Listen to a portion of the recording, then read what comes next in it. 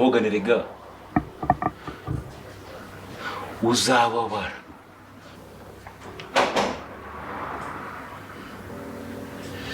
Ugiye kunyura mu buribwe, uzajye gupfa warifuje urupfu wararubuze.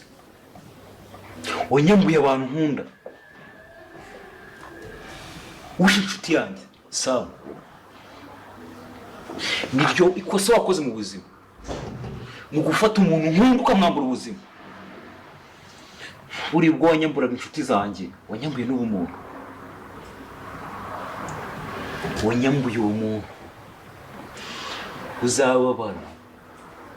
Ese mbwe urabizi neza ko ibintu uri gukora utazabyicuza?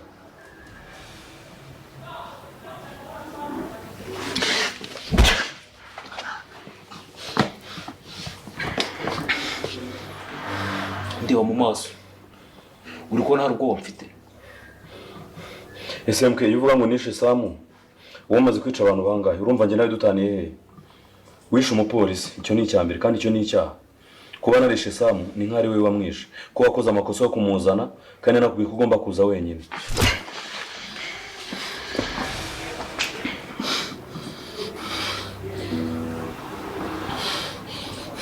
Nawe uri umwicanyi, ntawe utandukaniye nanjye.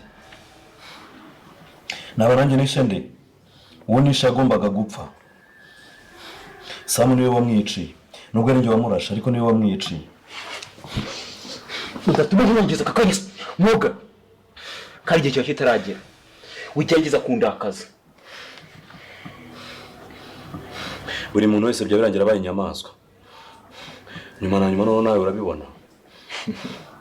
Amujingaho.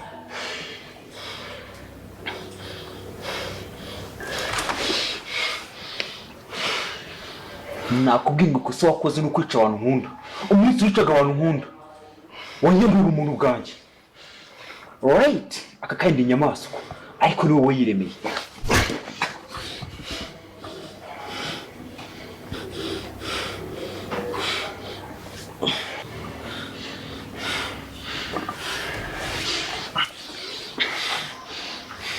MK, uruntu ujya kuvuga ngo ninjye waguhina inyamaswa.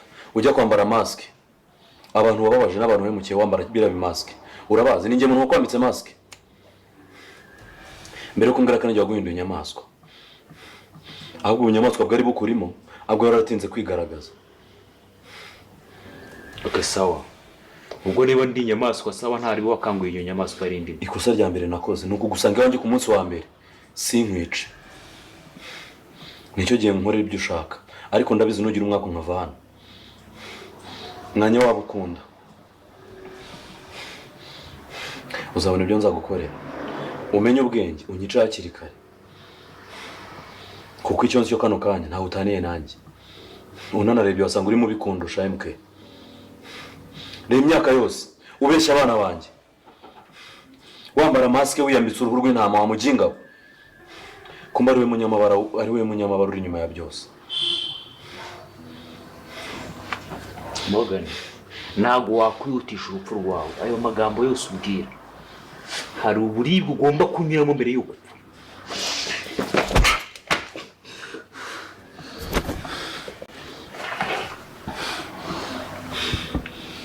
There is a pain.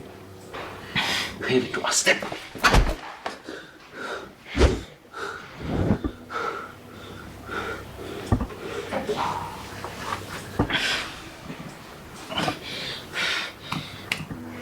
Wait for me.